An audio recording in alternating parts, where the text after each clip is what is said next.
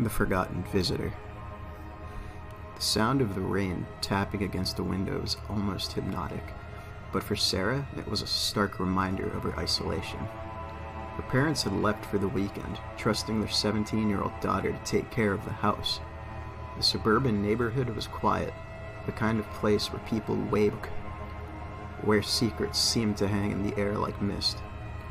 As the hours stretched into the night, Sarah lounged on the couch mindlessly through her phone. She had declined an best friend Emma's party, preferring the comfort of home to the chaos of drunken teenagers. Besides, the storm made the thought of going out even less appealing. It was around 10 p.m. when she heard it, the front door. Sarah froze, illuminating her face as her mind raced. Who would be knocking during the storm? Her parents hadn't mentioned anyone stopping by. The knock came again, louder this time. Insistent, she hesitated, glancing towards the door. The peephole offered no comfort. The porch light was out, and all she could see was darkness. "Who's there?" she called, trying to keep her voice steady. No answer, just the steady rhythm of the rain. Sarah's heart thudded in her chest. She grabbed her phone and texted Emma. "Someone's at the door. It's weird. What do I do?" Emma replied almost immediately. "Don't answer. Could be a weirdo. Call the cops if it feels off." Relieved to have a second opinion, Sarah ignored the knocking and locked herself in her bedroom. She turned on her TV, trying to drown out the unease with sitcom reruns. But the knocking didn't stop. It wasn't frantic, nor was it. It was rhythmic, deliberate, like whoever was there had all the time in the world. 30 minutes passed, then an hour. The knocks became softer, almost polite, but they never ceased. Sarah's phone vibrated, startling her. It was another text from Emma. "Is it still happening?" She responded, "Yeah, I'm freaked out. Should I call the cops?" Before Emma could reply, a new sound cut through the room. A low, dragging scrape, like something heavy being moved across the front porch. Sarah's blood turned to ice. She crept to the window, careful not to disturb the curtains. Peering through the crack, she saw it. A figure standing in the rain. The person was tall, wearing a soaking wet hooded jacket, but their face was obscured by the darkness. The scraping sound came again. Her eyes darted to the porch, where a rusty crowbar now lay against the door.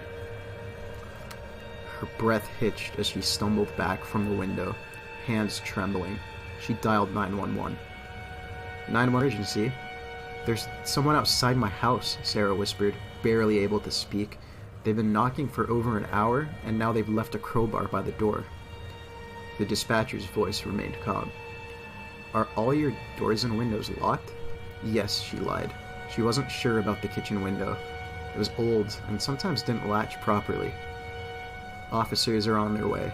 Stay on the line with me, and don't open the door for anyone." Sarah nodded, clutching the phone like a lifeline. She moved to check the kitchen window, her heart pounding with every step. The rain outside seemed louder now, like it was mocking her. When she reached the kitchen, her worst fear was confirmed. The window was open just a sliver, but enough for someone to pry it wider. As she stepped closer, a sudden gust of wind blew the curtains aside. Her eyes locked onto a muddy handprint smeared across the windowsill. She stumbled back, stifling a scream. The dispatcher's voice broke through her panic. "Sarah, are you still there?" "They got in," she choked out. "The window. There's a handprint. They're inside." "Stay calm. Find a secure room and lock yourself in. Officers will be there any minute." Sarah bolted up the stairs to her bedroom, slamming the door behind her. She shoved a chair under the doorknob, her breaths coming in short, panicked gasps. And then she heard it, the creak of a floorboard. Someone was inside the house. Her phone buzzed again, a text from Emma. "Are you okay? What's happening?" Before she could respond, a shadow passed under the crack of her bedroom door. Sarah held her breath, her heart hammering so loudly she was sure it would give her away. The shadow lingered, unmoving, as if whoever it was could sense her fear. The doorknob rattled. "Sarah," a low, gravelly voice called. "I know you're in there." Tears streamed down her face as she clutching it like a lifeline. Suddenly, the sounds of sirens pierced the air. The voice outside her door cursed, followed by hurried footsteps retreating down the stairs. Through the small gap in her curtains, Sarah saw flashing red and blue lights reflecting off the rain-soaked street. Relief flooded from her as she heard the front door slam, the intruder fleeing into the storm. She stayed frozen until a firm knock sounded at her bedroom door. "Sarah, this is the police. You're safe now." When she opened the door, 2 officers stood there, drenched but reassuring. They searched the house, finding the crowbar still on the porch and muddy footprints leading from the kitchen to the front door. But the intruder was gone. Later, Sarah recounted everything to the officers. One of them frowned. "You're lucky you called this when you did," he said. "There's been a string of break-ins in this area. The suspect waits until the homeowner is alone, then forces his way inside. We've been trying to catch him for weeks." Sarah nodded numbly, the weight of what could have happened sinking in. That night, as she lay in bed, every creak of the house felt like a warning. The rain had stopped, but she knew she wouldn't sleep, because somewhere out there, the forgotten visitor was waiting for his next knock.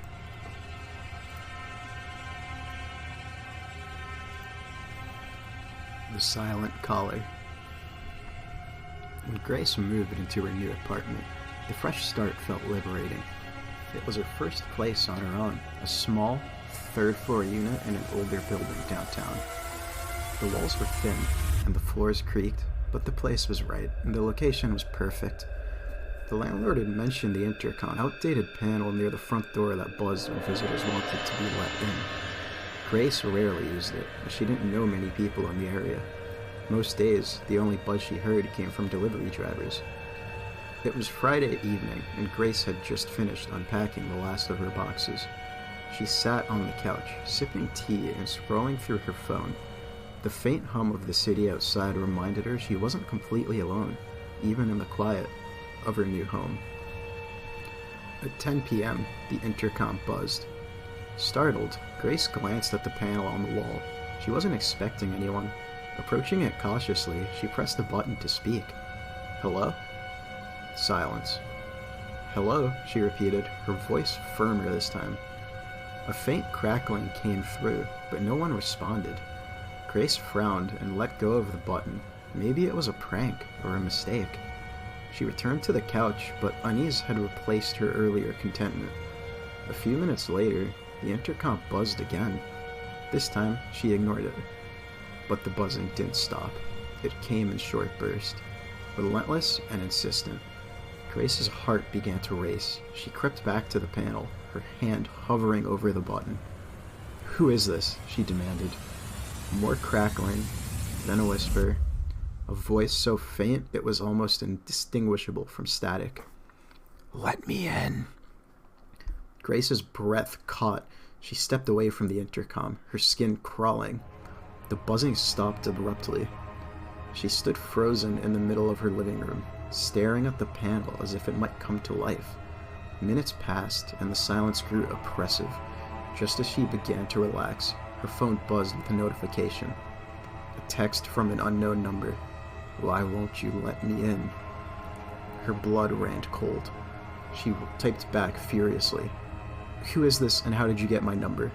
The reply came instantly. "I'm already here." Grace's stomach churned. She locked her phone and glanced around the room, her mind racing. Had she locked the door? She couldn't remember. Summoning her courage, she crept to the front door and checked the deadbolt. It was locked. She exhaled a shaky breath. But then came a sound to her heart, the faint creak of footsteps in the hallway outside her apartment. She pressed her eye to the peephole. The corridor was empty and light flickering overhead. Another text buzzed from her phone. "Look again." Terror surged through her. She turned back to the peephole, her hands trembling. The hallway remained empty, but just as she was about to pull away, the flickering light revealed a shadow at the far end of the corridor. Someone was standing there, just beyond her edge of view. Her heart pounded in her chest as she stumbled back from the door. She grabbed her phone and called 911, her voice shaking as she explained the situation. "Stay inside," the operator instructed. "Police are on their way." 3 minutes dragged on like hours. Grace stood in the middle of her living room, gripping a heavy lamp as a makeshift weapon. The only sound was her own ragged breathing. Then came the knock, soft at first, almost polite. "Grace," a voice called from the other side of the door. It was quiet, male, and disturbingly calm. She didn't respond. The knocking grew louder, more insistent. "Grace, let me in. You're making this harder than it needs to be." She backed away, her hands trembling. She could hear the voice clearly now, despite the door separating them. It was as though he was speaking directly into her ear. "You don't belong here," he said. Her phone vibrated again, a new text. "I'm already inside." Panic engulfed her. She glanced towards the bedroom, wondering if she could make it there and lock the door. The doorknob rattled violently, followed by pounding fists against the wood. "Grace, open the door," the man shouted, his calm demeanor replaced with fury. Just as she felt her legs give way beneath her, the sound of sirens echoed in the distance. The pounding stopped abruptly, and she heard footsteps retreating down the hall. When the police arrived moments later, they found no sign of the intruder. The hallway was empty, and the building's security cameras showed nothing unusual. But when they checked the intercom panel, they found the wires had been cut. Grace never stayed in the apartment again.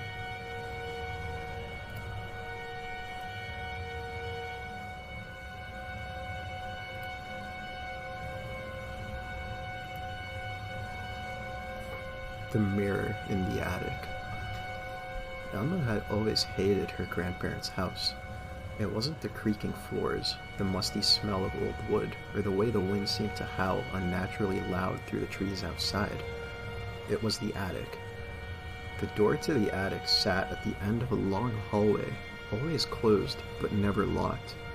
Whenever Emma stayed over as a child, she would avoid it, feeling a strange sense of dread, as if something was watching her.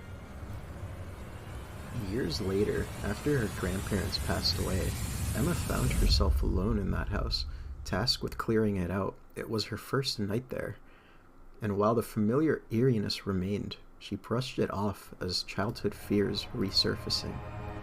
The house was quiet, too quiet.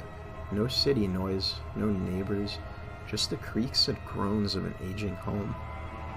After unpacking, Emma decided to get started in the attic. She told herself it was just a dusty, old storage space, no different from any other attic. Grabbing a flashlight, she made her way up the narrow staircase. The attic smelled of mothballs and mildew. Dust hung heavy in the air, catching the beam of her flashlight as she scanned the room. Boxes were stacked haphazardly, and old furniture was draped with yellow sheets. In the far corner stood a tall, ornate mirror. Emma didn't remember ever seeing it before. Its gilded frame was intricately carved with vines and strange symbols that seemed to writhe in the dim light. The glass was so polished it almost looked like a pool of water. She walked closer, her reflection growing sharper, but something was off. As she stared into the mirror, she noticed her reflection wasn't quite mimicking her movements. When she tilted her head, her reflection hesitated, moving a fraction of a second later. Emma's stomach churned. She stepped back, her flashlight shaking in her hand. "Just tired," she muttered to herself. "It's been a long day." Determined to ignore it, she turned to the boxes and began sorting through them. Photo albums, old clothes, knickknacks, nothing unusual. But every time she glanced at the mirror, her reflection seemed wrong. It wasn't just the delay, there was something else, something in its eyes. An hour passed, and Emma decided to call it a night. She headed down the stairs, but the unease stayed with her. That night, as she lay in bed, she couldn't sleep. Her thoughts kept drifting back to the mirror. Had she really seen her reflection hesitate, or was it just her imagination? Around 2 a.m., Emma was jolted awake by a sound, a faint scraping noise. It was coming from upstairs. She sat up, her heart pounding. The sound grew louder, a rhythmic slapping, scraping, like something heavy being dragged across the floor. It was coming from the attic. Emma grabbed her flashlight and crept up the stairs, every step feeling heavier than the last. When she reached the attic door, she hesitated. The scraping had stopped. Taking a deep breath, she pushed the door open. The mirror was no longer in the corner. It was in the center of the room, tilted slightly toward her. Emma froze. Her reflection stared back, its expression blank and unreadable. But then, it smiled. Her real face didn't move. The grin in the mirror widened unnaturally, stretching to an impossible length. Emma stumbled backward, her flashlight falling to the floor and rolling away. The reflection stepped forward. Emma's mind raced. This couldn't be real. It had to be a dream. She squeezed her eyes shut, willing to wake herself up. When she opened them, the reflection was gone. The mirror stood empty, its surface dark and still. She bolted down the stairs, locking herself in her bedroom. Her breaths came in short, panicked gasps as she tried to make sense of what had just happened. For the rest of the night, she sat huddled in the corner of the room, clutching her phone. At sunrise, Emma decided she couldn't stay another night. She would pack up what she could and leave the rest for another time.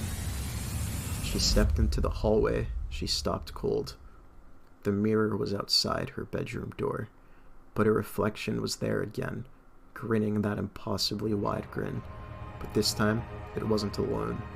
Behind it, shadowed figures loomed, their eyes glowing faintly. The last thing Emma heard before the world went dark was the sound of shattering glass.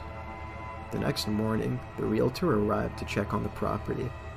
The house was empty, save for a single, cracked mirror in the attic.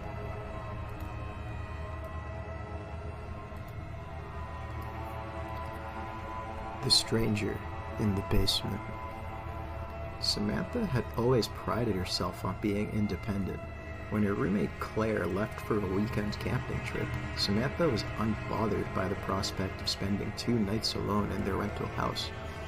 The place was an old, creaky Victorian in a quiet part of town, but Samantha saw it as charming rather than creepy. Friday night started uneventfully. Samantha cooked dinner, put on her and settled on the couch.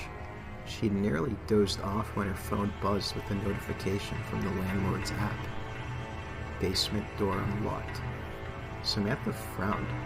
Their basement was a glorified storage closet, barely used except for housing the laundry machines. She and Claire rarely went down there. She opened up the app and checked the status of the house's locks. Sure enough, the basement door was marked as open. That didn't make sense. Claire hadn't mentioned needing anything before she left, and Samantha certainly hadn't been down there. Grabbing her keys and phone, she walked cautiously to the basement door at the back of the kitchen. It was closed, but when she tested the knob, it turned easily. She froze. She knew they had locked it earlier that week.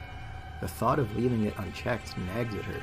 Forcing herself to muster up some courage, Samantha flicked on the light and peered down the narrow staircase. The single bulb hanging at the bottom of the stairs barely illuminated the space. "Hello?" she called out, her voice shaky. Silence. She stepped down tentatively, one hand gripping the railing, the other holding her phone like a weapon. The basement was just as they'd left it. Shelves of boxes, a folding table, the washer, the dryer. The door leading to the backyard, however, was wide open. Samantha's heart raced. She quickly shut the door and locked it, double-checking to make sure it was secure. She searched the basement thoroughly, looking behind every box and under the stairs. No one was there. Trying to calm her nerves, she went back upstairs, locked the kitchen door, and sent a text to Claire.